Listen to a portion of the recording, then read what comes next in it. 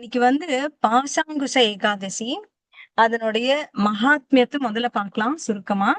அதுக்கப்புறம் நம்ம இன்னையோட டாபிக் என்ன, ஸ்பெஷல் டாபிக் என்ன அப்படிங்கறத பார்ப்போம்.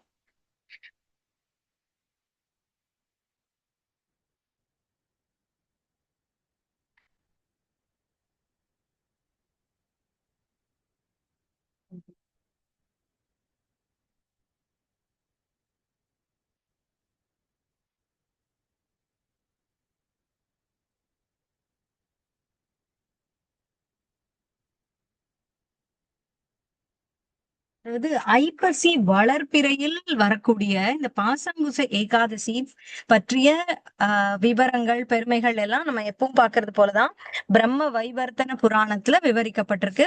செப்டம்பர் அக்டோபர் மாதத்துல வரக்கூடியது. இது யுதிஷ்டிரர் கிருஷ்ணரை கேட்பது போல வருகிறது. எப்படி கேட்கிறார் அப்படின்னா, எனக்கு இந்த ஏகாதசியினுடைய மகிமைகளையும் விரத முறைகளையும் வணங்கக்கூடிய தெய்வம் யார் என்பதையெல்லாம் எனக்கு எடுத்து சொல்லுங்கள் அப்படின்னு சொல்லி யுதிஷ்டர் கேட்கிறார் கிருஷ்ணரை. கிருஷ்ணர் என்ன சொல்லார்? ஓ மன்னர்களில் சிறந்தோனே, இதற்கு பெயர் பாசாங்குச ஏகாதசி, பாவங்களை போக்க வல்லது அப்படின்னு சொல்றார். பாய பங்குச ஏகாதசி அப்படின்னும் இதற்கு இன்னொரு பெயர் உண்டு அப்படின்னு சொல்றார். இது வணங்க வேண்டியவர் யார் அப்படின்னா பத்மநாபர் அப்படின்னு. இது எதை தர வல்லது? இந்த மகிமையில இன்னைக்கு பாத்தீங்கன்னா கதை என்று எதுவும் பெருசா இல்ல. ஆனா இதனுடைய மகிமைகளாதான் நிறைய சொல்லியிருக்காங்க. என்ன மகிமை அப்படின்னா, மேலுலக சுகங்களையும் முக்தியையும் வேண்டிய பலன்களையும் கொடுக்கிறதாம். அப்புறம் விஷ்ணுவினுடைய புனித நாமம் எப்படி சொன்னால் மண்ணுலகில் உள்ள எல்லா புனித யாத்திரை தலங்களுக்கும் சென்ற பலன் உண்டு. அது போல இன்னொன்றும் சொல்றாங்க, யார் நரகம் போக மாட்டார்கள்னு இந்த ஏகாதசியை கடைபிடிப்பவர்கள் அப்படின்னு. எப்படின்னா, எப்படி கட்டுண்ட ஆத்மா அறியாமையால் பல்வேறு பாவ செயல்கள்ல ஈடுபட்டிருக்கு. ஆனாலும் முக்தி அளிக்கக்கூடிய ஹரியிடம் சரணடைந்து அவரது தாமரை பாதங்களை வணங்கினான் என்றால் அவன் ஆன்மா நரகம் போகாது. அது போல இந்த ஏகாதசியை அனுஷ்டிக்காமல் எவன் ஒருவன் இருக்கிறானோ அவன் நரகம் போவான் அப்படின்னு சொல்லுது. ஆஹ் அது போல இன்னொன்னு 1000 அஸ்வமேத யாகங்கள் அல்லது 100 ராஜசூய யாகங்கள், அதனால் கிடைக்கக்கூடிய ஆஹ் பலன் இந்த ஏகாதசி பலன்ல 1/16 பங்கு கூட இல்லை அப்படின்னு சொல்றாங்க. அது போல இந்த பகவான் பத்மநாபருக்கு பிரியமான இந்த ஏகாதசி இதற்கு ஈடான புண்ணியம் வேற எதுவுமே இல்லை அப்படின்னு சொல்றாங்க. இன்னொன்று ஒரு ஒரு செய்தி இந்த மகாத்மியத்துல சொல்லப்படுகிறது என்ன அப்படின்னா, சிவபெருமானை நிந்திக்கும் வைணவர்களும் விஷ்ணுவை நிந்திக்கும் சைவர்களும் நரகமே செல்வர் அப்படின்னு சொல்றாங்க. என்னெல்லாம் செய்யக்கூடாது அப்படிங்கறத இந்த ஏகாதசி மகாத்மியம் நமக்கு சொல்லுது. ஏகாதசி விரதம் அனுஷ்டிக்க தவறிய உடனேயே நம் உடல்ல ஒரு பாவம் ஒட்டி கொள்ளுமா. அந்த மாதிரி தவறாமல் செய்யணும் அப்படின்னு. அப்புறம் ஸ்வர்கலோக இன்பம் ஒன்று கிடைக்கும், அப்புறம் முக்தி கிடைக்கும், நோயிலிருந்து விடுதலை கிடைக்கும், செல்வம் கிடைக்கும், உணவு தானியம் பஞ்சமில்லாமல் இருக்கும் அப்படின்லாம் சொல்றாங்க. அப்புறம் இதுல இரவு விழித்து நம்ம எப்பவுமே பாக்குறோம் ஏகாதசி அன்று இரவு விழித்து பஜனை செய்வது அப்படின்னு. இரவு விழித்து பஜனை செய்வோர் விஷ்ணுவின் பரமபதத்தை நிச்சயமாக அடைவர் அப்படின்னு சொல்றாங்க. அப்புறம் இதனுடைய நன்மை பாருங்க, இது எவ்வளவு அழகா இருக்குன்னு. தாயின் குடும்பத்தில் 100 தலைமுறைக்கு நீங்கள் செய்யக்கூடிய இந்த ஒரு விரதமானது புண்ணியமானது தாயின் குடும்பத்தில் 10 தலைமுறைக்கும், தந்தையின் குடும்பத்தில் 10 தலைமுறைக்கும், மனைவி அல்லது கணவனின் குடும்பத்தில் 10 தலைமுறைக்கும் ஆன மக்களுக்கெல்லாம் முக்தி அளிக்க கூடியது அப்படின்னு சொல்றாங்க. அப்புறம் இது நீங்க வயதான பின்புதான் பண்ணணுமா அப்படின்னா இல்ல. குழந்தை பருவத்தில் செய்தாலும், வாலிப பருவத்தில் செய்தாலும், முதுமையில் செய்தாலும் இந்த ஏகாதசியை ஜட துன்பங்களால் பாதிப்படைய மாட்டார்கள். அப்படின்னா என்ன? ஜட துன்பம் இல்லை என்றால் என்ன? பகவானின் பரமபதத்தை அடைவார்கள் அப்படின்னு. அப்புறம் தங்கம், எள், நிலம், பசுக்கள், உணவு, நீர், குடை, காலணிகள், எவ்வளவு நல்ல விஷயம் இதெல்லாம். இவற்றை தானமாக கொடுப்பவர் யமலோகம் செல்லவே மாட்டார் அப்படின்னு சொல்றாங்க. எந்த விதமான புண்ணிய காரியமும் செய்யாமல் இந்த புனித நாளை கழிப்பவர் சுவாசித்துக் கொண்டிருந்தாலும் சவம் போன்றவரே. எவ்வளவு ஒரு கொடுமையான ஒரு விஷயம் பாருங்க. இந்த புண்ணிய நாள்ல ஒரு புண்ணிய காரியம் கூட, இது சொல்லப்பட்டிருக்க புண்ணிய காரியங்கள் அத்தனையிலும் ஒன்று கூட செய்யாமல், விரதமும் இருக்காமல், எந்த விதமான புண்ணிய காரியமுமே செய்யாமல் இருந்தால், நீங்கள் சுவாசித்துக் கொண்டிருந்தால் கூட சவம் போன்றவரே அப்படின்னு சொல்றாங்க. அப்புறம் அந்த சுவாசத்துக்கு ஒரு இணை சொல்றாங்க. என்ன அப்படின்னா, கொல்லனின் கொல்லனிடம் கூட காற்று அடிக்கக்கூடிய ஒரு எந்திரம் இருக்கும். அதற்கு சமமானவர்களா. அது நம்ம அடிச்சா அடிக்கும், அதுல காத்து வரும், எல்லாம் தான். ஆனா அது சுவாசமா, அது உயிரா இல்ல இல்லையா? அது போல. சோ இந்த இப்படிப்பட்ட புண்ணியம் செய்கிறவர்கள், இந்த புண்ணியம் அவர்களுக்கு எதை கொடுக்கும்? நீ இந்த மாதிரி தங்கமோ, எள்ளோ, நிலமோ, பசுவோ, உணவு, நீர், குடை, காலணின்னு விஷயங்களையும் விரதங்களையும் கடைபிடித்து இந்த நன்னாளில் செய்தால் நீண்டாயுள், செல்வம், உயர்குடி பிறப்பு, நோயற்ற வாழ்வு, இவையெல்லாம் நாம் செய்த புண்ணியத்திற்கு காரணமாக கிடைக்கும் அப்படின்னு சொல்றார். பக்தி தொண்டு அப்படிங்கிறது நேரடி பலன், ஜட சுகங்கள் மறைமுக பலன். இப்ப இதெல்லாம் ஜட சுகங்கள் மாதிரியே தெரியுதே அப்படின்னா, எல்லாம் ஜட துன்பத்திலிருந்து நாம் விடுபடுவோம்னு சொல்றாரு பாருங்க. ஜட இன்பங்களாகவே தெரிகிறது. இப்படி நீண்ட ஆயுள், செல்வம் அப்படியெல்லாம் எதற்காக அது இருக்கிறது அப்படின்னா, எதற்காக நமக்கு கிடைக்கிறதுனா பக்தி தொண்டு செய்வதற்காக அப்படின்னு. சரிங்களா? இதுக்கு மேல இந்த மகாத்மியத்துல வேற கதைகள் என்று நீண்ட கதைகளே இல்ல. அதனால இப்ப நம்முடைய இன்றைய தலைப்பு, விசேஷ தலைப்பு என்ன அப்படின்னா, மிக மிக மிக முக்கியமான தலைப்பு. நாம் எல்லாம் இங்கு இருப்பதற்கு காரணம், நாம் ஏன் இங்கு கூடியிருக்கிறோம் என்பதற்கே காரணமான ஒரு முக்கியமான தலைப்பு என்ன அப்படின்னு பார்த்தா, ஸ்ரீல பிரபுபாதரின் புத்தகங்களை படிப்பது எப்படி அப்படின்னு. ஆஹ் எப்படிப்பட்டவை பிரபுபாதரின் புத்தகங்கள் அப்படின்னு கொஞ்சம் பார்க்கலாம்.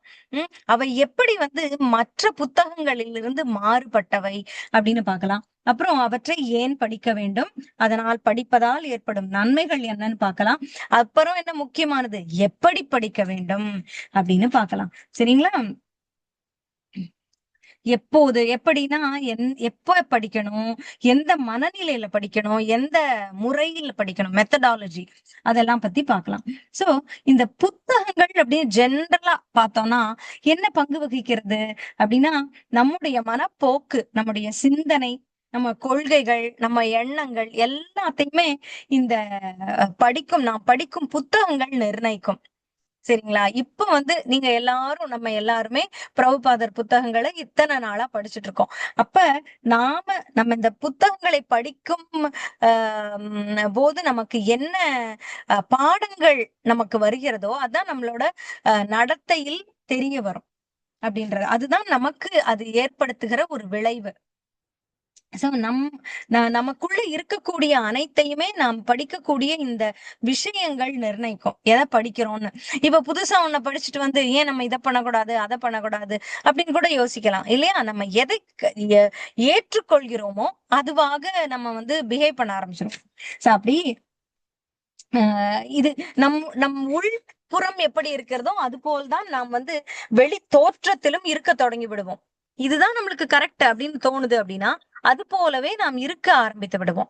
அதான் சொல்றாங்க, நம்முடைய நடத்தை, பழக்க வழக்கம், பேச்சு, பழகும் முறை, மரியாதை, விட்டேத்தியான தன்மை, அது கூட இருக்கலாமே.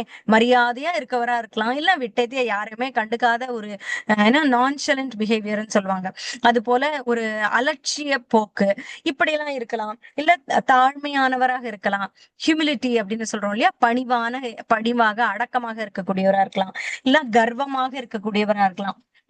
எப்படி இருந்தாலும் நம்முடைய நடத்தை, அதெல்லாம் பார்க்கும்போது என்ன தெரியும், இவருடைய குணம் என்ன அப்படின்னு தெரியுதுன்னா, அதாவது நம்முடைய அஸ்திவாரம் உள்ள எப்படி இருக்கிறது அப்படின்றது இவற்றின் மூலம் தெரியும். சரிங்களா? இப்ப அஸ்திவாரம் எப்படியோ அப்படிதான் கட்டடம். இப்ப நீங்க அஸ்திவாரம் சரியா இல்லாத கட்டடத்துல நடந்தா அது கடகடன்னு கூட ஆடலாம் சில சமயங்கள்ல. சில பல இதுல எல்லாம் அடுக்குமாடி கட்டிடங்கள் இடிந்து விழுந்ததாக கேள்விப்படுறோம்.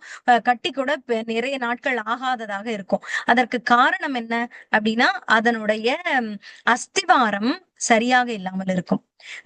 ஒரு ஒரு ஃப்ளோர் வந்து 3 தான் கட்டலாம் அப்படின்னா 7, 8 கட்டியிருந்தாங்கன்னா தாங்காது. ஒவ்வொரு மணலுக்கும் ஒரு ஏற்பு தன்மை இருக்கு. அதுக்கு மேல அங்க கட்ட முடியாதுன்னு இருக்கு. இதெல்லாம் மீறி கட்டும் பொழுதுதான் அது போகிறது. அதனால அஸ்திவாரம் மிக முக்கியம். அப்ப உள்ளே ஸ்திரம், அந்த அஸ்திவாரம் அப்படிங்கிறது வந்து உள்ளே ஸ்திரம் இருந்தால் தான் வெளியில் ஸ்திரம் இருக்கும். இப்ப நம்ம ஒரு வீடை சுத்தி காட்டுறோங்கிறதுனால நம்ம hall, dining hall, living room, dining hall, bedrooms, sit out, balcony, terrace அப்படின்னு மேல மேலதான் போய் காட்டுவோம். யாரும் உள்ள இருக்க அஸ்திவாரத்தை காட்ட மாட்டோம்.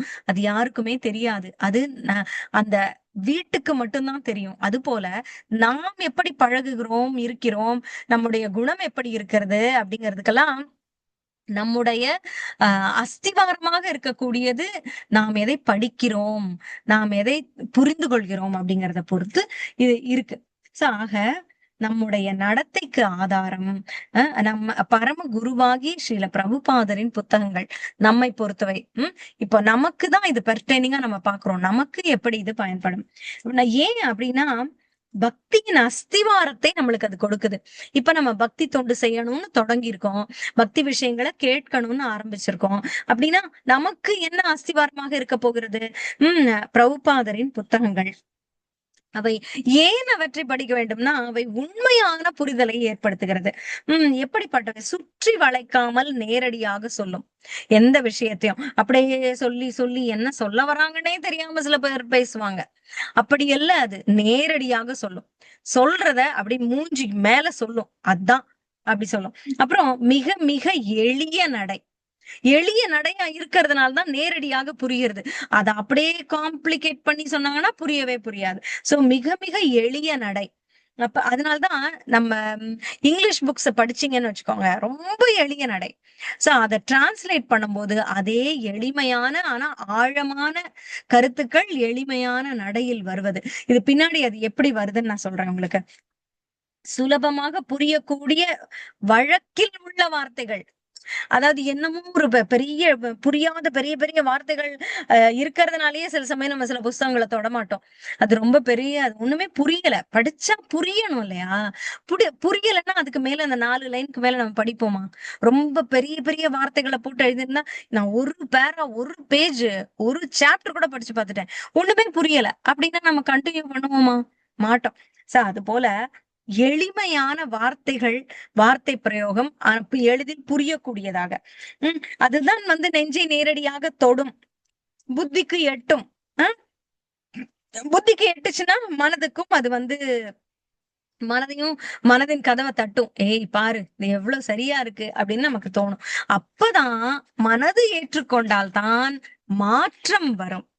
புரிந்தால் மட்டும் பத்தாது, மனதையும் தொட வேண்டும். மனதை தொட்டால் தான் மாற்றம் வரும். சோ இப்ப வந்து பழைய பஞ்சாங்கமாகவே பாட மாட்டார் பிரபுபாதர் பாத்தீங்கன்னா. இப்ப வந்து 5000 ஆண்டுகளுக்கு முற்பட்டதுதான் பகவத்கீதை. ஆனால் அதற்கு உண்டான விளக்கம் மட்டும் ஏன் இந்த காலத்து வரைக்கும் என்ன சொல்றது, புரிந்து கொள்ளும்படியாகவும் ஏற்றுக்கொள்ளும்படியாகவும் இருக்கிறது. ஏனென்றால் பகவானே எல்லா காலத்துக்கும் ஏற்றாற் போல்தான் சொல்லி இருந்தார். ஆனால் சிலர் சில மொழிபெயர்ப்பாளர்களும் இந்த பொருளுரை எழுதுபவர்களும் என்ன பண்ணிடுவாங்க, இது பழங்காலத்தது அப்படின்னு அது இன்னும் கொஞ்சம் ரொம்ப ஆழமான கஷ்டமான வார்த்தைகள் போட்டு அதை ரொம்ப டீப்பான பிலாசபி மாதிரி எடுத்து சொல்லும் பொழுது, தத்துவமாக எடுத்து சொல்லும் போது பலராலும் ஏற்றுக்கொள்ள முடியாது. அது வந்து புரியாத புதிராக இருக்கும். ஏற்றுக்கொள்ள முடியாததுங்கிறது வேற, புரியவே புரியாது பேசிக்கா. ஆனால் பிரபுபாதர் என்ன பண்ணார், அதை வந்து அழகாக எடுத்து சொன்னார். எடுத்து தெளிவாக எடுத்து சொன்னார். அன்றாட வாழ்க்கைக்கு பகவத்கீதையே அன்றாட வாழ்க்கைக்கு ஒத்து வரக்கூடியதுதான். அப்ப இவ்வளவு எளிமையாக எழுதக்கூடிய பிரபுபாதரினுடைய அந்த விளக்க உரை ஏன் ஒத்து வராது? ஒத்து வரும். இப்ப இந்த எளிமைக்கு சில உதாரணங்கள் பாருங்க. பிரபுபாதர் புத்தகங்கள்ல நீங்க பகவத்கீதை, பாகவதம் அந்த புக்கு எல்லாம் கூட வேண்டாம். நீங்க சின்ன புஸ்தகங்கள் எதையாவது எடுத்து படிச்சு பார்த்தா கூட மிகவும் தெளிவாக இருக்கும், எளிமையாக இருக்கும், தெளிவாக இருக்கும். ஆஹ் அதாவது எளிய ஆங்கிலம், சிறு சிறு வாக்கியங்கள், ரொம்ப பெரிய சென்டென்ஸா இருக்காது. சில பேர் எழுதுவாங்க ஒரு பேராகிராஃபே ஒரு சென்டென்ஸா இருக்கும். நடுவுல வந்து ஃபுல் ஸ்டாப்பே வைக்காம தொடர்ந்து எழுதுற பெரிய பேராகிராஃப். அதுல வந்து நம்மளுக்கு அத தொடர்பு படுத்தி பார்த்து கனெக்ட் பண்ணி புரிஞ்சுக்கிறதுக்கே ரொம்ப கஷ்டமா இருக்கும். ஆனா பிரபுபாதரோட வாக்கியங்கள் சின்னது, சின்ன சின்ன வாக்கியங்களா தான் கொடுத்திருப்பார். ரொம்ப ரேரா தான் வந்து பெரிய வாக்கியமா காம்ப்ளிகேட்டட் சென்டென்ஸா கொடுப்பார். சிம்பிள் சென்டென்ஸா தான் கொடுத்திருப்பார். இப்ப பாருங்க, ஒரு விளக்கம், சில சில விளக்கங்கள் எவ்வளவு அழகா கொடுத்திருக்காருன்றதுக்கு உதாரணம் பாருங்க.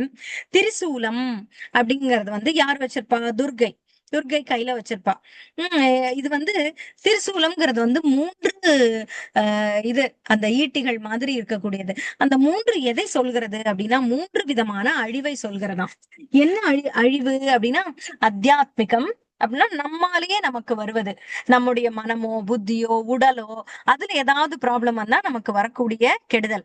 அதுதான் வந்து அத்தியாத்மிகம். நானே குழப்பிக்கிறேன், யாரும் என்னை ஒன்னும் சொல்ல வேண்டாம், எனக்கே என்னை பத்தி பிடிக்கல, நானே என்னை தாழ்வாக நினைத்துக் கொள்கிறேன், அது மனதால் வரக்கூடியது. என் உடலுக்கு சோர்வடைந்து விடுகிறேன், கொஞ்ச தூரம் நடக்கிறேன், சோர்வாகி விடுறேன், என் உடலால் வரக்கூடிய தீமை. அப்புறம் வந்து புத்தி, நான் வந்து சொல்வதே எனக்கு படிப்பதே எனக்கு ஏறவே இல்லை மண்டையில, எனக்கு லேட்டா புரியுது, நான் டியூப் லைட்டா இருக்கேன் அப்படின்னு சொல்றோம். இதெல்லாம் நமக்கே நம்மால் ஏற்படக்கூடிய துன்பங்கள். அதாவது இதனால நம்ம வந்து கஷ்டத்துக்கு உள்ளாகிறோம், ட்ரபிள் ஆகுது நம்மளுக்கு, இதெல்லாம் அது மாதிரி.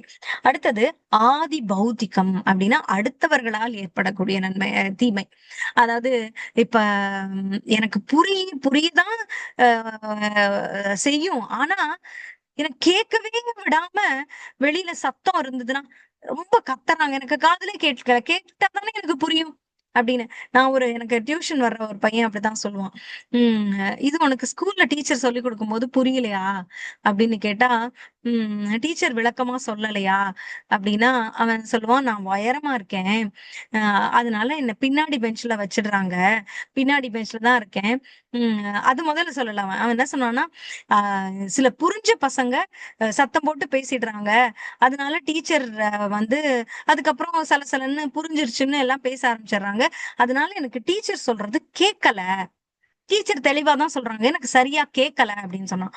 கேட்கலன்னா நீ ஃப்ரண்ட்ல போய் உட்கார வேண்டியதானே அப்படின்னா, நான் ரொம்ப உயரமா இருக்கேனா, என்னை யாரும் ஃப்ரண்ட் பெஞ்சுக்கு விட மாட்டேங்கிறாங்க, நான் அதனால எப்படியும் கடைசி பெஞ்சோ கடைசிக்கு முன்னாடி பெஞ்சோ தான் உட்கார வேண்டியிருக்கு, ஆனா எனக்கு வந்து இந்த பசங்களும் டிஸ்ட்ராக்ட் பண்ணிடுறாங்க, அதனால எனக்கு டீச்சர் பேசுறது கேட்க மாட்டேங்குது, இதனாலதான் எனக்கு புரியல அப்படின்னு சொல்றான். இதெல்லாம் வந்து அவனுடைய புத்தி குறைவில்ல, உம் உம் வேறு எந்த குறையும், அவன் ஆஜானுபாகுவா இருக்கான், அவன் உடலாலும் எந்த குறையும் இல்லை, மனமும் வந்து வேற இதுல திங்க் பண்ணி அங்கங்க ஆடல, கவனிக்கணும்னு தான் நினைக்கிறான். ஆனால் இதுல வந்து எது அவனுக்கு தொந்தரவாக வருகிறது? ஆதி பௌதிகம் அப்படிங்கிறது. சோ இப்படி தெளிவாக ஆதி பௌதிகம்னா என்ன அப்படின்னு சொல்லிட்டா அது என்னன்னு நம்மளால ரிலேட் பண்ணிக்க முடியுது பாருங்க. நம்மளே ஒரு உதாரணம் சொல்லி, ஓ இந்த இடத்துல வருகிற துன்பம் ஆதி பௌதிகம், இது எவ்வளவு நடைமுறைக்கு ஏற்றுது பாத்தீங்களா? இப்ப நமக்கே நம்முடைய சுற்றத்தால் நமக்கு வருகிற துன்பமாக இருந்தால் ஆதி பௌத்திகம் அப்படின்னு நினைக்கிறதுக்கு தெளிவாக புரிகிறது. அடுத்தது ஆதி தெய்வீகம்.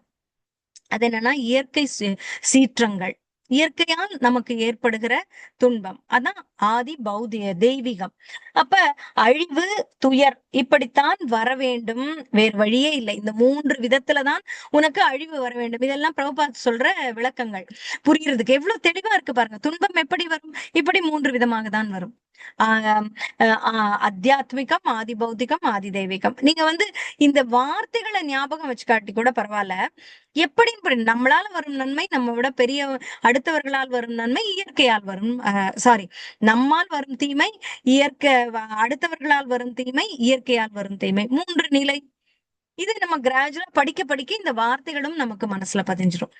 அடுத்தது அப்ப இப்ப துர்க்கைக்கு திரும்ப வருவோம், அந்த திரிசூலத்துக்கு. இந்த 3 விதமான தீமைகளை அது சொல்லுதாம். உம் இந்த 3 விதமான தீமைகள் இருக்குன்னு அவர் சொல்றார். அப்ப 3 வித துயர்களை அவள் ஏன் தருகிறாள்? அவள் வந்து இதை ஏன் ரெப்ரசன்ட் பண்றா? அதை ஏன் அவ ரிப்ரசன்ட் பண்ணணும் திரிசூலத்துல வச்சு இந்த 3 வித தீமைகளை? அப்படின்னா அவளிடம் இருக்கக்கூடிய ஆயுதங்கள் கூட ஆயுதமா தான் இருக்கா அவளும். துர்கை எல்லாமே ஆயுதங்கள் தான் அவள்கிட்ட இருக்கு. யார சம்ஹாரம் பண்ண போறா அப்படின்றதையும் விளக்குறார். அதாவது ராதாராணி அதே நேரத்துல பாத்தீங்கன்னா லக்ஷ்மி தேவியும் மகாலட்சுமி எல்லாம் பாத்தீங்கன்னா அவங்க வந்து செல்வத்தை கொடுப்பாங்க, பத்மத்தை கொடுப்பாங்க, அந்த மாதிரி இருப்பாங்களே தவிர அவங்க கையில ஆயுதங்கள் இருக்காது. அப்ப ஏன் அவள் கையில் என்ன இருக்கிறதுனா மலர் மாலை இருக்கிறது, மலர் செண்டு இருக்கிறது, செல்வம் இருக்கிறது, இதெல்லாம் இருக்கு. இந்த செல்வத்தை வந்து நம்ம எப்படி புரிஞ்சுக்கணும்னா நமக்கு புரிவதற்காக அது வந்து கோல்டு காயின் கொட்டுற மாதிரி வச்சிருப்பாங்க. ஆனா அது என்ன அப்படின்னா ஒரு உயர்ந்த செல்வம், அதாவது ஆன்மீக மயமான செல்வம், அதாவது வீடு பேரு அப்படிங்கிறது நம்ம அவகிட்ட கேட்கணும். நம்மளோட ஆன்மீக விஷயத்துக்கு கூட இன்னைக்கு கூட எனக்கு நல்ல சிக்னல் கிடைச்சு நான் நல்லபடியா இந்த கிளாஸை எடுத்துடணுமே, நம்ம எங்க இருப்போம் அப்படிங்கிறது நான் வந்து தாயாரா திவ்ய தேச பெருமாள்களா தான் சேவிச்சுன்னு வரேன். அப்ப ஒவ்வொரு தாயார்கிட்டையும் என்னை பெற்ற தாய் போல தாயிடம் சென்று கேட்டால் அவள் நம்மளை கைவிடுவாளா சொல்லுங்க?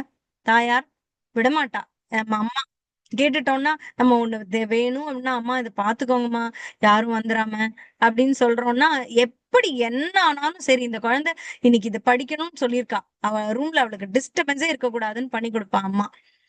இது நம்ம எல்லாரும் உணர்ந்திருப்போம் நம்ம லைஃப்ல இன்னைக்கு வரைக்கும். சாகும் தொட்டு ஒரு அம்மாவாக இருக்கக்கூடியவள் குழந்தைக்கு வந்து பாதுகாப்பாதான் இருப்பா. தன்னால முடிஞ்சதை செஞ்சிடணும் அப்படின்னு நினைப்பா. அது போல இந்த பிராட்டியானவள் அப்படி தாயாராக ஒவ்வொரு ஜீவராசிக்கும் தாய். அவள் என்ன பண்ணுவா? அவள்கிட்ட தான் கேட்கணும். கேட்டா அவள் தான் பெருமாள்கிட்ட வந்து புருஷகாரம் பண்ணி, புருஷகாரம் அப்படின்னா ரெக்கமெண்டேஷன். நம்மளுக்கு வந்து நம்மை பற்றி இவ வந்து ரொம்ப சின்சியரா வேண்டிண்டா, இவளை வந்து கைவிட்டுறாத கிருஷ்ணா அப்படின்னு சொல்லுவாளாம். அது போல ராதாராணி என்ன வச்சுட்டு இருக்கா கையில? பூச்செண்டு, மலர் மாலை. நீங்க கோயில்ல திரும்ப போய் பாருங்க நெக்ஸ்ட் டைம் பார்க்கும்போது என்ன அவங்க கையில இருக்குன்னு. மலர் மாலை இருக்கும், மலர் செண்டு இருக்கும் 2 கையிலயும். ஏன் அது? அதெல்லாம் எதுக்கு? பொதுவா வரவேற்கும் போது இவற்றையெல்லாம் கொண்டு யார் வரவேற்பாங்க? அதை காட்டினால் என்ன அர்த்தம்? நல்ல விஷயம், மங்களகரமானது. நம்ம இப்ப ஒரு மேளதாளம் மாலை மரியாதையோட ஒருத்தரை வரவேற்கிறோம்னா என்ன அர்த்தம்? பெரிய விசேஷத்துக்காக அவங்கள வரவேற்கிறோம், திருவிழாவுக்காக வரவேற்கிறோம் அப்படின்னு அர்த்தம் இல்லையா? மாலையை கொண்டு போய் நம்ம போடுறோம்னா சோ அப்படியாக ஒரு நல்ல விஷயத்திற்கு நம்மை வரவேற்கிறாள். அது என்ன அப்படின்னா ஆன்மீக உலகிற்கு நம்மை அழைக்கிறாளாம். வெத்தலை பாக்கு வச்சு அழைக்கிறதுலாம் சொல்றோம் இல்லையா மங்களமாக. அது போல மாலை போட்டு நம்மள சொல்றாளாம், மாலை காட்டி இப்படிப்பட்ட இடம் நீ வரவேண்டிய இடம்னு சொல்றாளாம். அது போல பகவானுடைய திருநாட்டுக்கு நம்மள அப்படி அழைக்கிறாளாம். ஆனால் இந்த துர்க்கை இதே போல ஏன் ஆயுதங்களை தாங்கி கொண்டிருக்கிறாள்னா அவள் தேவையற்றவற்றை விளக்குகிறாளாம். அப்படின்னு இதெல்லாம் பிரபுபாதருடைய விளக்கங்க. எவ்வளவு அழகா சொல்றாரு பாருங்க. தேவையற்றதை விளக்குகிறாள், அவற்றை அழிக்கிறாள். ஜட உலகம் தவறான இடம். நீ பாரு, இங்க வந்து பிறந்துட்ட, நான் இதுல இன்னும் போராடி தேவையற்றதை அழிச்சுக்கிட்டே இருக்கேனே இன்னும். உம் நீ இங்க ஏன் பிறந்த அப்படின்னு சொல்வதற்காக தவறான உலகுக்கு நீ வந்து விட்டாய், ஓடு ஓடுன்னு விரட்டி அடிக்கிறாளாம் இந்த ஆயுதங்களை காட்டி. இங்கே துர்கை விரட்டி அடிக்கிறாள், அங்கு ராதாராணி அழைக்கிறாள் அப்படின்றத ஒரு விளக்கம். அப்புறம் இதுதான் நம்மளுக்கு வந்து இப்ப குழந்தை தனியே நின்றால் எவ்வளவு பயமா நிக்கும், பயப்படும். ஆனா அதுவே வந்து பெற்றோரோட ஒரு பெரிய குடும்பத்தோட நான் இப்ப நிறைய பாக்குறேனே, குரூப்பா வேன்ல எல்லாம் வந்து இறங்குற குடும்பத்தோட வர்றவங்க அப்படிலாம் வரும்போது அந்த குழந்தை ஜம்முன்னு பேசுது, தைரியமா போகுது. சோ அனைவருடனும் இருக்கும்போது ஒரு பாதுகாப்பு இருக்கிறது, அதுக்கு வந்து ஒரு தன்னம்பிக்கை வருகிறது. அது போலதான் பகவான். அப்படின்றதையும் பிரபுபாதர் சில உதாரணங்கள்ல விளக்குறார். இப்படியும் தனியாக இருக்கும்போது வந்து உலகம் எப்படி ஆபத்துகரமானதுன்றது தெரியுமா, பயம் நிறைந்ததுன்னு தெரியுமா. ஆனா இந்த மாதிரி பெற்றோரோடு இருக்கும் பொழுது எப்படி நாம் பாதுகாப்பாக உணர்வோமோ அது போல பௌதிக உலகம் ஆன்மீக உலகம்ங்கிறதாம். பௌதிக உலகம் வந்து துன்பம் நிறைந்தது, பாதுகாப்பற்றது. அங்க வந்து எங்கு போனாலும் யார் வேணா கொள்ளையடிச்சிருவாங்களோ, இங்க நம்ம தெரியுற மாதிரி வச்சுட்டு போறோமே, கதவை கண்ணாடி உடைச்சு திருடிட்டு போயிருவாங்களோ அப்படின்னு ஒரு சந்தேகம் இருக்கதான் செய்யும். பகவானை முழுவதுமாக நம்பணும் எல்லாம் தான். ஆனாலும் நமக்கு அது கெட்ட நேரம்னு வச்சுக்கோங்க, எது வேணா நடக்கலாம். சோ எதுவுமே பௌதிக உலகத்தில் எது வேண்டுமானாலும் நடக்கலாம். ஆனா ஆன்மீக உலகம் எப்படிப்பட்டது, மிக மிக மிக பாதுகாப்பானது அப்படின்னு விளக்கம் பண்ணி சொல்றார். அப்புறம் இன்னொரு விஷயம், நம்ம போன தடவையே இதை பத்தி பேசினோம். அது வந்து தாழ்ந்த சக்தி உயர்ந்த சக்தின்னு பேசணும். இப்ப அது போலவே இன்னொரு கான்செப்டையும் அழகா விவரிக்கிறார் பிரபுபாதர். என்னது அப்படின்னா, அந்தரங்க சக்தி பகிரங்க சக்தி, இன்டர்னல் எனர்ஜி எக்ஸ்டர்னல் எனர்ஜி. சரிங்களா?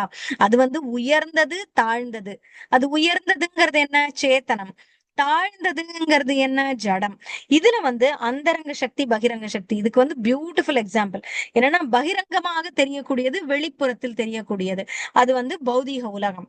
அந்தரங்க சக்திங்கிறது ஆன்மீக உலகம் அப்படின்ற விளக்கம். அப்ப இத வந்து இன்னொரு மற்ற விளக்கங்கள் நீங்க பகவத்கீதையிலயும் நிறைய இடத்துல பார்த்திருப்பீங்க. ஆன்மா உடல் இது ரெண்டையும் எப்படி விளக்குறார் அப்படின்னு பார்த்தா, காரு டிரைவர் அப்படின்னு வச்சு சொல்லுவார். அப்புறம் வந்து தேரோட்டி ரதம் அப்படின்னு சொல்லுவார். இப்ப வந்து தேர் மட்டும் இருக்கு, ரதம் அந்த தேர் மட்டும் இருக்கு, அதை ஓட்டக்கூடிய தேரோட்டி வேண்டுமே, அதுதான் ஆன்மா. இந்த தேரை மட்டும் வச்சு புண்ணியம் இல்ல. அது போல காரு இருக்கு, அதை ஓட்டக்கூடிய ஒரு ஓட்டுநர் வேணும் அப்படிங்கிறது. அப்ப இன்னொன்னு பிரம்மாவை புரிய வைக்கிறதுக்கு என்ன சொல்லுவார் தெரியுமா? பிரம்மா முதல் முதல் இன்ஜினியர் அப்படின்னு சொல்லுவார். அவர் தான் கட்டுமான பணி செய்யறவராம். ஆக்சுவலா அவரை அதானே எவ்வளவோ வந்து கட்டுவித்து கொடுத்தார். அததான் வந்து நிர்மாணம் பண்ணார் பிரம்மா. அப்புறம் யமதூதர்களுக்கு ஒரு அருமையா புரிய வைப்பார். எப்படி அப்படின்னா, அஜாமிளன் கதையில சொல்வாரு. அஜாமிளனை பிடிக்கிறதுக்கு யமதூதர்கள் வர்றாங்க இல்லையா, அவங்களை எப்படி சொல்லுவார்னா கான்ஸ்டபிள்ஸ் அப்படின்னு சொல்லுவார். அவர் வந்து இப்ப யமன் யாரு, சூப்பரிண்டென்டென்ட். அவர் அனுப்பியிருக்கிற ஆளுங்க வந்து அவருடைய தூதர்கள் வந்து கான்ஸ்டபிள்ஸ். அது போல எளிய ஆங்கிலத்தில் எவ்வளவு பெரிய பெரிய சாஸ்திரங்களை விளக்குகிறார் பாருங்க. அதான் அதாவது ஏன் வந்து இந்த சாஸ்திரங்களை படிக்க வேண்டும் அப்படின்னா, நமக்கு ஒரு கட்டுப்பாடு வேண்டும். அந்த கட்டுப்பாடு இல்லை அப்படின்னா நம்மால் வந்து வாழ்க்கையை சரிவர வாழ முடியாது. எப்படி, அதுக்கும் ஒரு எக்ஸாம்பிள்ல விளக்குவார் பாருங்க. இப்ப வந்து ஒரு பிள்ளை தாயினுடைய கண்ட்ரோல்ல தான் இருக்கும் எப்போதுமே. இங்க உட்காரு அங்க உட்காராத, அது வந்து நம்ம ஏதாவது கொடுத்தா கூட அம்மா மூஞ்சி பாக்கும். பாக்குமா இல்லையா? நம்ம குழந்தைகளே அப்படி பார்த்திருக்கோம். கேட்டா அம்மாட்ட கேட்டு வாங்கிக்கிறேன் அப்படின்னு சொல்லுவோம். அப்புறம் ஒரு ஒரு என்கிட்ட டியூஷன் வர பையன் ஒருத்தன் ரொம்ப ரொம்ப பேசுவான், ரொம்ப நல்ல பையன். அவன் சொல்லுவான், 10th முடிச்சுட்டு வந்தான். முடிச்சு லீவ் முடிச்சுட்டு எக்ஸாம் எல்லாம் எழுதிட்டு வரும்போது ஹேர் ஸ்டைல் பயங்கரமா மாதிரி கலர் எல்லாம் பண்ணிட்டு வந்தான். என்னடா இப்படி பண்ணிருக்க அப்படின்னா, ஆமா இப்பதான் ஸ்கூல் லீவ் இல்ல ஆண்டி, அதனால பண்ணிருக்கேன் எனக்கு இஷ்டத்துக்கு. என்ன பண்றது, இது வரைக்கும் அம்மா ஸ்டைல்லே இருந்துட்டேன் அப்படின்னு. அம்மா சீவி விட்டு அம்மா அனுப்புறா இல்லையா குழந்தையில இருந்து, அந்த கொஞ்சம் ரொம்ப காலம் வரைக்கும் அம்மா ஸ்டைலே கீப் அப் பண்ணிட்டேன். இனிமே என் ஸ்டைலுக்கு நான் இருந்துக்கலாம், ஸ்கூலும் என்னை பைண்ட் பண்ணாது அப்படின்னு சொன்னான். அது போல ஒரு காலம் வரை நாம் நம்முடைய யாருடைய கட்டுப்பாட்டுல இருக்கோம், யார் நம்மளுக்கு ரூல் போடுறா, அம்மா. அடுத்தது இப்ப ஸ்கூல் அப்படின்னு போனோம்னா, இந்த ஸ்கூல் பெல் இத்தனை நேரத்துல இருந்து இத்தனை நேரம் வரைக்கும் ஒரு கிளாஸ் நடக்கணும், அதுக்கப்புறம் பிரேக்கு, அதுக்கப்புறம் இன்னொரு பாடம் அப்படிங்கறதெல்லாம் பெல் அப்படின்னு ஒண்ணு ஸ்கூலுக்கு இருக்கும். அது போல ஒர்க்குக்கு போயிட்டு வரோம் அப்படின்னா எப்படி பஞ்ச் கார்டு பஞ்ச் பண்ணணும். அப்பதான் நம்ம எத்தனை மணிக்குள்ள போயிருக்கோம் வந்திருக்கோம்லாம் தெரியும். அந்த மாதிரி டிராபிக் அப்படின்னு இருந்தா ரூல்ஸ் இருக்கும், அதை ஃபாலோ பண்ணணும். எங்க பார்க் பண்ணணுமோ அங்கதான் பண்ணணும். எங்கேயாவது பண்ணோம்னா போலீஸ் புடிச்சிட்டு போயிரும்.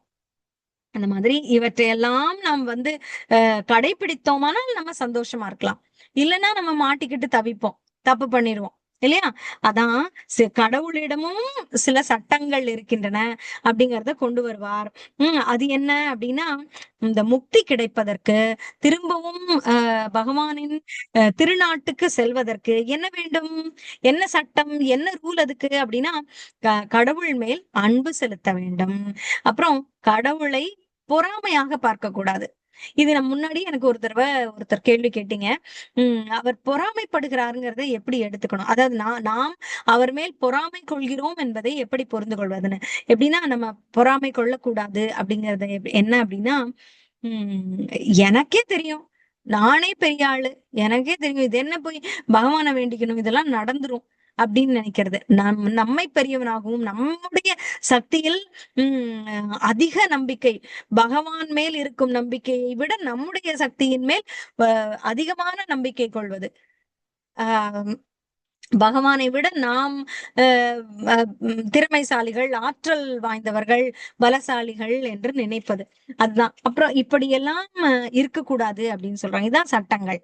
அப்புறம் கடவுளை மையப்படுத்தி நம்ம வாழ்க்கையை வச்சுக்கிறது.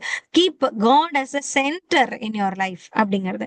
அப்புறம் இப்படிதான் அரிய பெரிய தத்துவங்களை எளிய கதைகள் மூலம் சொல்றார் அப்படிங்கிறாங்க. இத வந்து எப்படி படிக்கலாம்? இதான் ஒரு முக்கியமான பகுதி. இதுல முதல்ல என்ன பண்ணலாம் அப்படின்னா, ஸ்லோகமாக நம்ம பாராயணம் செய்து அதை மனப்பாடம் செய்யலாம். தவறே கிடையாது. அதுவும் ரொம்ப ரொம்ப நன்மை வாய்ந்தது. அதுல உள்ள நன்மைகள் நமக்கு அர்த்தம் புரியாட்டி கூட அது நன்மை பயக்கக்கூடியது. அதுக்காக தப்பு தப்பா படிச்சிடக்கூடாது. சரியான முறையில் அந்த ஸ்லோகங்களையும் பாடல்களையும் படிச்சுக்கணும் அப்படிங்கிறது ஒண்ணு. அப்புறம் எப்படி படிக்கலாம்? திரும்ப திரும்ப படிக்கலாம். எப்போதும் படிக்கலாம். ஜென்ரலா புஸ்தகங்கள் அப்படின் போது. அப்புறம் எவ்வளவு முடியுமோ அவ்வளவு படிக்கலாம். எப்போது நேரம் கிடைக்கிறதோ அப்பதெல்லாம் படிக்கலாம். இப்ப 1 மணி நேரம் தினமும் அப்படின்னு வச்சுக்கலாம். 1/2 மணி நேரம்னு வச்சுக்கலாம். இல்ல 2 மணி நேரம். எவ்வளவு நம்மளுக்கு பொருந்துதோ அவ்வளவு நேரம். இப்ப படித்ததாக ஒரே புக் தான் இருக்கு, முடிச்சிட்டோம் அப்படின்னா திரும்பவும் படிக்கலாம். தப்பில்ல. திரும்ப திரும்ப படிக்கலாம். அப்புறம் தொடர்ந்து இன்னைக்கு பண்ணோம்னா டெய்லி பண்ணணும். ஒரு நாள் விட்டுறக்கூடாது அப்படின்னு தொடர்ந்து கன்சிஸ்டன்சின்னு சொல்லுவாங்க. அப்படி தொடர்ந்து படிக்கணும். அப்புறம் என்றைக்குமே டெய்லி வச்சுக்கணும். ஒரு ஹேபிட்டா எடுத்து படிக்கணும். அப்புறம் இன்னைக்கு இவ்ளோ அப்படின்னு தவணை முறையில் படிப்பது. அதாவது விட்டு விட்டு இன்னைக்கு கொஞ்சம் நாளைக்கு மறுபடி ஒவ்வொரு ஸ்லோகமா படிக்கிறது இப்படின்னும் வச்சுக்கலாம். சரி, இப்ப இதுல என்ன மனநிலையில படிக்கணும்? சும்மா படிக்கிறதா? புரியாம, இல்ல போட்டு ரொம்ப கஷ்டப்பட்டு குட்டி கொதறி படிக்கிறதா? எப்படி படிக்கணும் அப்படின்னா, கவனமா படிக்கணும். அதை புரிந்து கொள்வதற்கு முயற்சி செய்யணும். அதில் ஆழமாக யோசிக்கணும், போகணும். அப்புறம் கேள்வியோட போய் பார்க்க கூடாது. இது இது என்னது இத சொல்றாங்க அப்படின்றது இல்லாம பகவானையும் பிரபுபாதரையும் ஏற்றுக்கொண்டு இது சரியானதுன்ற ஒரு ஏற்புத்தன்மையோட படிக்கணும். பக்தியோட படிக்கணும். அட பகவானே எவ்வளவு அழகா சொல்லியிருக்காங்க, எவ்வளவு அனுபவிச்சு கிருஷ்ணரை பத்தி சொல்லியிருக்கார் அப்படின்னு அனுபவிச்சு படிக்கணும். அப்புறம் நம்பிக்கை, அப்புறம் அக்கறை இருக்கணும். படிக்கும் போது ஏதோ ஒரு ஞாபகத்துல பல விஷயத்தையும் ஞாபகம் வச்சுக்கிட்டு படிக்க கூடாது. அப்புறம் அதுல தத்துவ ரீதியாக என்ன சொல்லி இருக்கிறது அப்படின்னு எல்லாம் ஆராய்ந்து பார்க்கணும். ஒரே ஒரு தத்துவமாவது ஒரு நாள் நம்ம கத்துக்கணும். இதெல்லாம் ராதேஷாம் பிரபுவோட லெக்சர்லயும் நான் நிறைய கேட்டேன். அப்புறம் வாணிபீடியான்னு ஒரு வெப்சைட் இருக்கு. அதுலயும் இந்த மாதிரி பிரபுபாதரோடைய விஷயங்களை ரொம்ப அழகா தொகுத்து கொடுத்திருப்பாங்க. அதுல அவ்வளவு அழகா சொல்றாங்க. ஒரு நாளைக்கு ஒரு தத்துவமாவது இன்னைக்கு நம்ம இந்த விஷயத்தை வாங்கி கொண்டோம்னு வச்சுக்கணுமா அப்படியாக. அப்புறம் அடிபணிந்து சப்மிசிவா நம்ம பெரிய ஆள்னு நின்னுகிட்டு கேட்க கூடாது கர்வமா. அப்படியே அடிபணிந்து நம்ம புரிந்து கொள்வது போல அவருக்கு தாழ்மையானவனாக தன்னை வைத்துக் கொண்டு படிக்க வேண்டும். அப்புறம் மரியாதையா ரொம்ப இதை கொடுப்பதற்கு அவர் எவ்வளவு துயரப்பட்டார், எப்படி கஷ்டப்பட்டு இந்த புக்கு நம்ம கிட்ட இருக்கு அப்படின்றது அதை மதிக்கணும். அவருடைய அந்த என்ன சொல்றது முயற்சி, அவருடைய துன்பம் என்னெல்லாம் அனுபவித்து இங்க வந்தார் அப்படிங்கறத. இன்னொரு இடத்துல இன்னைக்குதான் எங்க பகவத் தரிசனம் புக்கு தலையங்கத்துல எழுதியிருந்தாருங்க எடிட்டர் பிரபு. அதாவது அவர் இவ்வளவு கஷ்டப்பட்டார் அப்படின்லாம் நம்ம பாக்குறோம். அவர் 3 நெஞ்சு வலி ஏற்பட்டது, ஹார்ட் அட்டாக் வந்தது. இருந்தாலும் அவர் வந்து எப்படி அமெரிக்கா போய் இது பண்ணார், அந்த தள்ளாத வயசுலயும் எப்படி கோவில்களை நிர்ணயித்தார் அப்படிங்கறதெல்லாம் கஷ்டம் கஷ்டம் அப்படின்னு நம்ம நினைக்கிறோம். ஆனால் பிரபுபாதரை பொறுத்த வரைக்கும் அவர் அவற்றை கஷ்டமாக பார்க்கவில்லை, பகவானின் அருளாக பார்த்தார் அப்படின்னு சொல்றார். ம். அவர் வந்து மச்சித்தா மத்கத பிராணா போதயந்த பரஸ்பரம் துஷ்யந்தி ரமந்திச்சன்னு சொல்றாங்க இல்லையா? அது போல அவர் பகவானுக்கு செய்யக்கூடிய காரியங்கள், ஏனென்றால் அவர் பகவான் அவருக்குள் முழுமையாக இருக்கிறார். அப்ப அவர் செய்யக்கூடிய காரியங்கள் தவறாக எப்படி, அதாவது கஷ்டமாக எப்படி இருக்கும்? இருக்கவே இருக்காது. அவரை வந்து அவ்வளவு அந்த பகவான் மனதில் பிரபுபாதர் எந்த அளவுக்கு கிருஷ்ணரை தன் மனதில் கொண்டிருக்கிறாரோ அதே அளவுக்கு கிருஷ்ணரும் பகவானை அவர் மனதில் கொண்டிருக்கிறாராம். இதான் அதுல உள்ள ஹைலைட்டே. எனக்கு ரொம்ப பிடிச்சிருந்தது இந்த பாயிண்ட். அதாவது அவர் மனதுக்குள்ள எவ்வளவு பிரியமானவராக ஆழமா கிருஷ்ணரை வச்சிருக்காரோ அதே மாதிரி ஆழமா பிரபுபாதரை கிருஷ்ணர் வைத்துக் கொண்டிருக்கிறாராம். கிருஷ்ணர் பாருங்க எவ்வளவு ஆழமான ஒரு பிரியம் அந்த பக்தன் மேல. சோ அப்படியாக அவர் வந்து செய்திருக்கிறார் காரியங்கள் அப்படின்னு சொல்றாங்க. அவற்றை நாம் மதித்து அதற்கு நாம் பூரண மரியாதை கொடுத்து நாம் படிக்க வேண்டும். அப்புறம் முறை அப்படின்னு ஒண்ணு இருக்கு. எப்படி படிக்கலாம் அப்படின்னா, அர்த்தம் மட்டும் புரிந்து கொள்வதுன்னு ஒண்ணு இருக்கு. ஓகே, அது நம்மளுக்கு இப்ப வந்து லாங்குவேஜ் புரிஞ்சா போதும், அதை அழகா நம்ம புரிஞ்சுக்கிட்டுருவோம். அது கிடையாது. லிட்டரலா மீனிங்க புரிஞ்சு என்ன பண்றது? உம் அதை பல்வேறு கோணங்களில் பார்க்க வேண்டும். மற்ற பக்தர்களோடு கலந்து படிப்பது முக்கியம். அப்பதான் வந்து புது புது புரிதல்கள் ஏற்படும். அதுக்காக வந்து ரொம்ப டைவர்ட் பண்ணி இவங்களுக்கு என்ன புரிஞ்சுது, அவங்களுக்கு என்ன புரிஞ்சுதுன்னு ஏகப்பட்டதை குழப்பறது கிடையாது. இது என்ன அப்படின்னா, நமக்கு புரியாத குறைவாக இருக்கக்கூடியது அவர்கள் முழுமையாக சொல்கிறார்கள்னா ஏற்றுக்கொள்வது. அதற்காக தான் நமக்கு நமக்கு என்ன சொல்றது, அதிகாரப்பூர்வமான மூத்த பக்தர்கள் இருப்பாங்க இல்லையா? யாரை வந்து நம்ம கோவில்லையே நமக்கு சொல்லி கொடுப்பதற்காக நியமித்திருப்பாங்க. அவங்க கிட்ட கேட்டுக்கலாம் நீங்க அப்படின்னு. அது போல அவர்களை கேட்க வேண்டும். இப்ப வந்து ஓவரா என்னமோ அதை தப்பு தப்பா சொல்றாங்க, வேற மாதிரி அதை டைவர்ட் பண்ணி அதுக்கு மீனிங் பாக்குறாங்க, அவங்களோட சொந்த கருத்துக்களை அதுல ரொம்ப புகுத்துறாங்க. அந்த மாதிரி எல்லாம் இருந்தா பகவானே அவர்களை திருத்தி ஆட்கொள்வார், அவங்கள சரி பண்ணுவாரு. அதனால நமக்கு யாரு சிறந்த விவரிப்பாளராக நம்முடைய மூத்த பக்தர்கள் நமக்கு முன் காட்டுகிறார்களோ, நமக்கு முன் இவங்களை நீங்க கேட்டுக்கலாம் அப்படின்னு சொல்றாங்களோ, அவர்களுடைய விளக்கங்களை அவசியமாக நாம் கேட்டுக்கணும். அதுல அவர்களுக்கு விட்டு போனது கூட உங்களுக்கு ஏதாவது புரிந்திருந்தால் சொல்லலாம். அதுல வந்து சரியோ தவறோ அவர்கள் சொல்வது, இப்படித்தான் நம்மளுடைய உரையாடல்கள் வரணும். அப்படியாக இருக்கணும். அவர்கள் வந்து ரொம்ப ரொம்ப டீவியேட்டட் மீனிங்ஸுக்கும் போயிடக்கூடாது அப்படின்னு சொல்றார். இப்ப நம்ம இது வரைக்கும் சின்ன கண்ணுல பாத்துட்டு இருந்திருப்போம் நம்மளுடைய கண்கள். ஆனால் இந்த மூத்த பக்தர்கள் உடைய உதவியோடு பார்க்கும் பொழுது நம்ம ஞான கண் திறந்து ஞான கண்ணால் பார்க்கக்கூடிய திறம் நம்மளுக்கு வரும் அப்படின்னு சொல்றார். அதான் அது முக்கியமான விஷயங்கள். நம்ம பிரபுபாதர் புஸ்தகங்களை எப்படி படிக்கிறது, மெத்தடாலஜினா இன்னொன்னு என்ன சொல்லலாம் அப்படின்னா, ஒரு தனியாக இருந்து படிக்காமல் குழுமமாக சேர்ந்து படிக்க வேண்டும். அது ரொம்ப மிக மிக முக்கியமானது. ஒரு குழுவாக அமைத்துதான் நம்ம படிக்கணும். அதுல ஒருவர் மூத்தவராக இருக்கும் பொழுது இப்ப அனைவரும் அவங்க அவங்களோட ரியலைசேஷன்ஸை பகிரலாம். அப்ப அதுல எதுவும் தவறுகளோ இல்ல புரிதல்ல ஏதாவது சந்தேகமோ இருந்தால் அந்த மூத்த பக்தர் அதை வந்து நிவர்த்தி செய்து கொடுக்கலாம். இப்படியாக அப்புறம் நண்பர்கள், சமநிலையாக இருக்கக்கூடிய நண்பர்களும் பேசிக்கொள்ளும் பொழுது இந்த விஷயங்களை, நான் இன்று இதை படித்தேன், நீ என்ன படித்தன்றத பழக்கமா வச்சுக்கிட்டா நம்ம வந்து சொல்றதுக்கு. இப்ப பாருங்க, இந்த ஜிம் அது இதெல்லாம் சேர்றோம் பாத்தீங்களா? ஏன் சேர்றோம்? அங்க போய் சேர்ந்தாதான் நம்மள செய்வோம். நம்மளா செஞ்சோம்னா செய்ய மாட்டோம். இப்ப இப்ப நிறைய நியூட்ரிஷனிஸ்ட், ஃபிட்னஸ் எக்ஸ்பர்ட்ஸ் எல்லாம் வந்துட்டாங்க. அவங்க எல்லாம் என்ன பண்ணுவாங்க, நம்ம என்ன பண்ணிருக்கோம் இன்னைக்கு அப்படிங்கறத அவங்களுக்கு சொல்லணும். அப்படி சொல்லணுங்கிறதுக்காகவே நம்ம சரியா இருப்போம். சரிங்களா?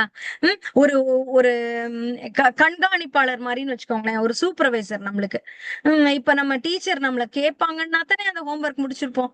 இல்லன்னா அவங்க கேட்கவே இல்ல. சும்மா ஹோம் ஒர்க் குடுக்குறாங்க. 2 தடவ கேட்கறாங்க. 3வது தடவைலருந்து அவங்க கேட்கறத விட்டுட்டாங்க டீச்சர்னா, நம்மளும் எழுதுறத விட்டுருவோம். ஆனா கரெக்ட்டா அவங்க கேட்டாங்கன்னா தான் நம்மளும் செய்வோம். அதுபோல நம்ம யாருக்கும் ஒப்பிக்கணும் இத. அப்படின்னா கரெக்ட்டா செய்வோமா? மாட்டோமா? கரெக்ட்டா இத செஞ்சியா? செய்யலையா? அப்படின்னு கண்காணிச்சுக்கிட்டே ஒருத்தர் இருக்காங்கன்னு தெரிஞ்சா நம்ம கரெக்ட்டா இருப்போம். அதுபோல நாம் ஒரு குழுவை உண்டாக்கி, நான் இந்த நேரத்தில் இன்றைக்கு இத்தனை பக்கம் படித்தேன். ஒரு பக்கம் படிச்சேன். ஒரு பேரா படிச்சேன். நான் கண்டு கொண்ட விஷயம் இது. எனக்கு இந்த பேரால எனக்கு இந்த விஷயம் பிடிபட்டது. அப்படின்னு நம்ம ஒரு குழு அமைத்து, ஒரு ஒருவருக்கு ஒருவர் பகிர்ந்து கொள்வது அப்படின்னு வச்சிருந்தோம்னா, இன்னைக்கு நம்ம என்ன படிச்சோம்? அப்படின்னு நம்ம ஒரு கொஸ்டின் மார்க் வரும். இப்ப நம்ம இன்னைக்கு அத பண்ணவே இல்லன்னா, நம்ம சொல்றதுக்கு அங்க ஒண்ணுமே இல்லையே! அப்படின்னு நினைக்கும்போது, அ நம்மளுக்கே வெட்கமா இருக்கும். ஐயய்யோ! இன்னைக்கு நம்ம பண்ணல. அதனால அங்க ஒண்ணுமே போட முடியல. சோ நாளைக்கு நம்ம அந்த குரூப்ல போய் சொல்லணும். நான் இன்னைக்கு இத படிச்சேன்னு. அப்படின்னு நம்ம ஒருத்தர் நம்மளுக்கு கேட்பார் இல்லாம இருக்கிறதுன்னு சொல்லுவாங்கல்ல. கேட்பார் யாரும் இருந்தா நம்ம கரெக்ட்டா இருப்போம். அதுபோல கேட்கறாங்களோ இல்லையோ, அதுல நம்ம சொல்லணும் அப்படிங்கிற ஒரு கடமை உணர்வு நமக்கு வரும். அதுக்கு நம்மள நம்ம இணைச்சுக்கணும் அதுல போய். அந்த குழுவுல. இப்ப ஜெபம் பண்றது கூட அப்படிதான். இன்னைக்கு வந்து எத்தன ரவுண்டு ஜெபம் பண்ணோம்னு ஒப்புவிக்கிறதுக்கு அவங்க ஒப்பிச்சிரணும் அவங்க கிட்ட போய். இன்னைக்கு நான் இவ்ளோ கலெக்ஷன் பண்ணேன். இவ்ளோ நான் ஜெபம் பண்ணேன். அப்படி சொல்றோம்ல. இப்ப வந்து நீங்க வித்துட்டு வர்றீங்க, கடைக்கு போய் முறுக்கு விக்க போறாங்க அப்படின்னா, அப்புறம் வந்து கலெக்ட் பண்ணிட்டு வந்த காச அவங்க கிட்ட ஒப்படைக்கணும். இல்லன்னா உங்கள வேலைய விட்டு தூக்கிடுவாங்க. ம். அப்பதான் நான் அடுத்த தடவ ஒரு 10 பேரு 10 பசங்க விக்க போனவங்கல யார் கூட வாங்கியிருக்கா அப்படின்னா, அ அடுத்தவனுக்கு தோணும். ஐயோ! அவன் இன்னும் தூரத்துக்கு போய் வித்திருக்கான். அவன் நெறைய வித்திருக்கானே! நம்ம நாளைக்கு அவன விட கூட பண்ணணும். அப்படின்றது ஒருத்தருக்கு ஒருத்தர் மோட்டிவேஷனா இருக்கும். அதுபோல அதுக்காக தான் இப்படி சொல்லிக்கணும். நம்ம ஒருத்தருக்கு ஒருத்தர் அப்ப மியூச்சுவலி மோட்டிவேட்டிங்கா இருக்கும் நம்மளுக்கு. நாம வந்து நான் படிச்சத உங்ககிட்டயும், நீங்க படிச்சத என்கிட்டயும் இப்படியே ஒரு குழுவுல சொல்லிக்கிட்டோம்னா, ஓ! இன்னைக்கு வந்து சுசித்ரா மாதாஜி இது படிச்சிருந்தாங்க. ராஜ மாதாஜி வந்து அப்படி யோசிப்பாங்க. அப்புறம் அவங்க பத்மாவதி நெனைப்பாங்க, இன்னைக்கு சுசித்ரா, ராஜமும் நெறைய படிச்சுட்டாங்க. நம்ம ஒண்ணுமே படிக்கல. அவங்க 4 பக்கம் சொன்னாங்கல்ல. நம்ம 2 தான் படிச்சோம். நம்ம இன்னைக்கு படிக்கவே இல்ல.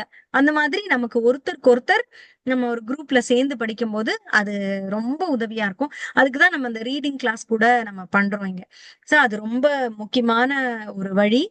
அ ஹரே கிருஷ்ணா அப்புறம் மாதாஜி. ஆனா ரீடிங் கிளாஸ் 2 வாரமா இல்ல மாதாஜி. அதான் எனக்கு 2 தெரியுது வாரம் மாதாஜி. கண்டினியூவே நானும் இல்ல. யோசிச்சேன். அது எங்க ஆ நடக்குதா இல்லையா? இல்ல நீங்க WhatsAppல ரீட் பண்றீங்களா என்னன்னு தெரியலையே! அப்படின்னு நான் பவானி நினைச்சேன் மாதாஜி. மாதாஜி போன வாரத்துக்கு முந்தின வாரம் இல்ல. அவங்க வரல. ஆ விட்டுட்டேன் சரி அத. மாதாஜி. அத திரும்ப நம்ம அப்படியா? இனிஷியேட் பண்ணுவோம் நெக்ஸ்ட் ரொம்ப கட்டாயம். வீக்ல இருந்து அத கன்டின்யூ பண்ணணும் மாதாஜி. கண்டிப்பா எஸ் மாதாஜி கண்டினியூ பண்ணலாம் மாதாஜி. ரொம்ப யூஸ்ஃபுல் அது. நம்ம அது கண்டிப்பா கொஞ்சம் பிரேக் பண்ணுவோம். ஆயிடுச்சு எனக்கு. ம். பரவால்ல. அப்ப இது வந்து ஒருவருக்கொருவர் ஒரு சந்தோஷத்தையும் கொடுக்கும். ஒரு ஒரு ஊக்குவிப்பையும் கொடுக்கும் அப்படின்னு சொல்லப்படுது. அப்புறம் புஸ்தகத்துல வந்து நம்ம குறிச்சுக்கிறது, அப்புறம் படிக்கும்போது முக்கியமான பார்ட் இருந்துச்சுன்னா, அத வந்து எழுதிக்கிறது, இதெல்லாம் பண்ணலாம். அப்பதான் இந்த பார்ட் நம்ம படிச்சுட்டோம் அப்படின்னு நமக்கு தெரியும். அத பார்க்கும்போதே அதோட அர்த்தம் நம்மளுக்கு மனசுல வரும். அந்த மாரி குறிச்சுக்கிறதும் ரொம்ப நல்ல விஷயம். புஸ்தகத்துல அண்டர்லைன் பண்ணிக்கிறது பென்சிலால. அப்புறம் அதுல ஏதாவது நம்மளுக்கு நல்லா புரிஞ்ச இடத்த கூட மார்க் பண்ணிக்கலாம். இப்ப இல்ல அது புரியாம இருக்குன்னா, ஒரு ஸ்லைட்டா ஒரு சின்ன கொஸ்டின் மார்க் வச்சுக்கிட்டு, இது நாளைக்கு நம்ம நம்ம அ நம்ம சீனியர்ஸ பார்க்கும்போது இத கேட்கணும்.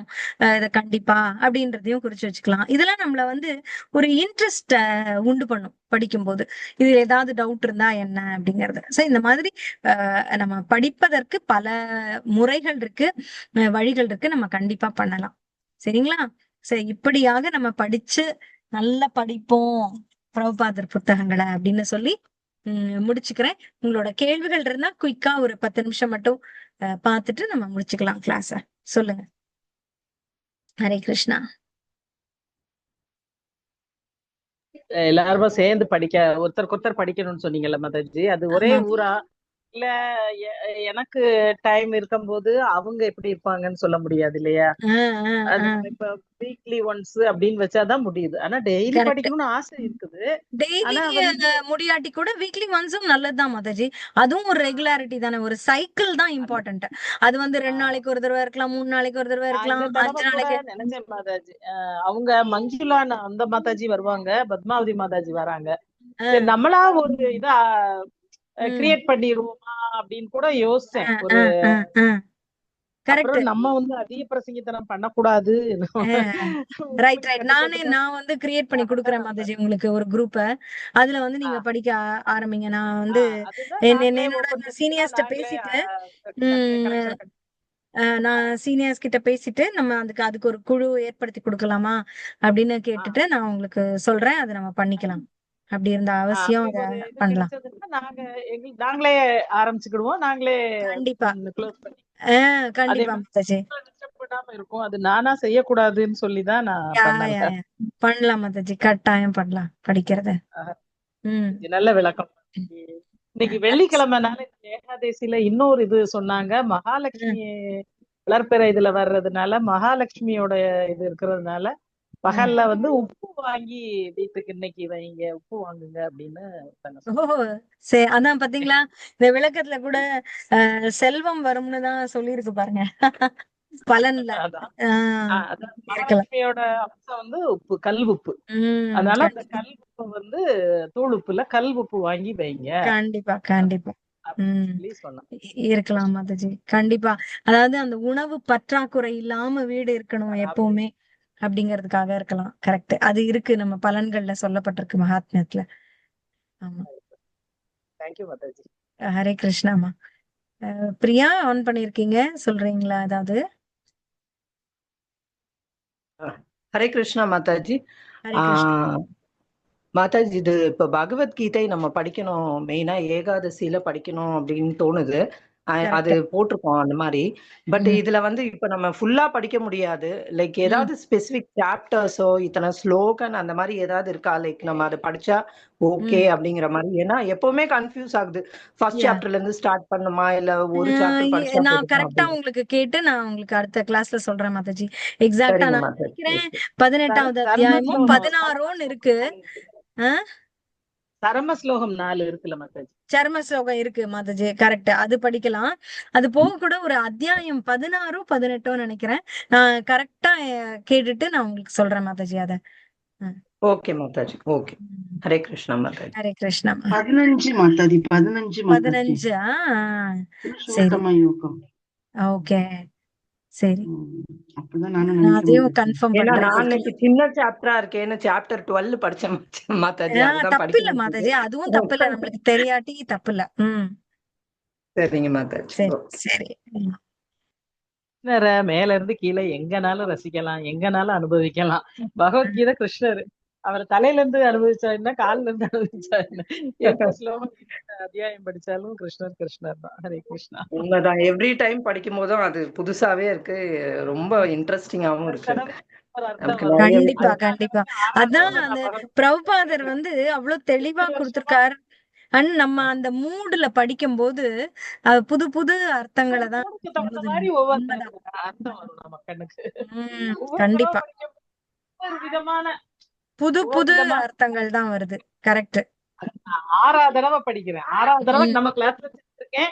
ஆனா ம் 6 தடவையுமே எனக்கு 6 விதமான அர்த்தங்கள் தான் வந்து அலுப்பே தட்டல. கரெக்ட். கிளாஸ் தொடர்ந்து புதுசாதான் இருந்து இருக்கு. ரொம்ப சாப்பாடு அதுவும் தான் நல்லா சந்தோஷம். பிரபுபாதர் பொருளுடையோட சேர்ந்து படிக்கும் போது பயங்கர இன்ட்ரெஸ்டிங்கா இருக்கும் மாதாஜி. நிஜமாவே நீங்க கண்டிப்பா. சொன்ன மாதிரி ம் நமக்கு இந்த பௌதீக உலகத்துல இப்போ நம்ம நடைமுறைக்கு தேவையான எக்ஸாம்பிள்ஸ் எல்லாம் சொல்லி ரொம்ப ம் நல்லா புரிய வச்சிருப்பாரு. சோ அது நிஜமாவே ரொம்ப இன்ட்ரெஸ்டிங்கா இருக்கும். ரொம்ப சந்தோஷம் வந்துச்சு கேட்கவே. பிரபுபாதர் வந்து இவ்வளவு தூரம் ரீச் ஆயிருக்காரு அப்படின்னு நினைக்கும் போதே ரொம்ப ரொம்ப சந்தோஷமா இருக்கு. அது வந்து என்ன சொல்றது, இப்ப நம்ம அப்பாவோட பெருமையை இன்னொருத்தர் சொன்னா எப்படி இருக்கும், நம்ம தாத்தாவோட பெருமையை, அந்த மாதிரி ஒரு ஃபீலிங் வருது மாதாஜி. ரொம்ப ரொம்ப சந்தோஷம். அண்ட் படுத்துறது. நீங்க உங்க லெக்சர் ரொம்ப சூப்பரா இருந்தது மாதாஜி. எவ்வளவு பாயிண்ட்ஸ் இருக்குன்றது நிஜமா ஒரு படிக்கிறதுல எவ்வளவு பாயிண்ட்ஸ் இருக்குங்கிறது உங்ககிட்ட இருந்தா இப்ப தெரிஞ்சுக்கிட்டோம். ரொம்ப ரொம்ப தேங்க்ஸ் மாதாஜி. ஹரே கிருஷ்ணா. ஹரே கிருஷ்ணாமா. ஹரே கிருஷ்ணா மாதாஜி. அதான் நான் எங்க இருந்தாலும் விட்டுறக்கூடாதுன்னு அதனாலதான் வரேன் மாதாஜி. எனக்கு வந்து சொல்லிடணும் எல்லாருக்கும் நல்லா இன்னும் எனக்கு பாடம் மாதாஜி. எனக்கு இது வந்து இல்லைன்னா நான் அதை விட்டுருவேன், இல்லைன்னா வேற ஏதோ கழிப்பேனா இருக்கும் என் நேரத்தை. சோ இப்படி ஒரு நல்ல சம்பாஷணையில கழிப்போம் அப்படின்னு ஒரு எண்ணத்துலதான் வந்துடுறது மாதாஜி. ஓகே. சோ அது ரொம்ப ரொம்ப நன்றி. எங்களுக்கு ஹரே எடுத்துக்கிட்டீங்க. கிருஷ்ணா மாதாஜி. ஹரே கிருஷ்ணா. நீங்க சொல்லும் போது மெயின் இதெல்லாம் குறிப்புங்க நான் எப்பவுமே எடுத்துனுக்கிறேன் மாதாஜி. Super, very good. எல்லாம் எவ்வளவு நேரம் எல்லாம் சொல்றதுல எடுத்து எழுதிக்கிறேன் மாதாஜி. Super super Mataji. நான் எனக்கு 12ஆம் கிளாஸ் 10th 12th படிக்கிற பிள்ளைங்க மாதிரி லாங் சைஸ் நோட்டா தான் நானும் வச்சுப்பேன். அப்படி இருந்தாதான் மாதாஜி அது நம்மளுக்கு ஃபெமிலியர் ஆகும், தத்துவங்கள் புரியும். ஏன்னா நம்ம மெமரி ரொம்ப அப்படி ஒன்றும் ஷார்ப்பு கிடையாது, எல்லாத்தையும் தாங்கிக்க முடியாது. So, புத்தகத்துல போட்டுடணும் மாதாஜி, அப்பதான் பெஸ்ட் வே. ரிப்பீட்டடா திரும்ப திரும்ப வாசிக்கிறதுக்கு நம்ம குறிச்சு வச்சுக்கிட்டோம்னா இன்னும் ரொம்ப ஞாபகப்படுத்திக்கிட்டே ரொம்ப வசதி. கண்டிப்பா கண்டிப்பா. Super. Okay Mataji. Hare Krishna. Thank you very much. Thank you so much. Hare Krishna. Thank you Mataji. Hare. தேங்க்யூமா. தேங்க்யூ.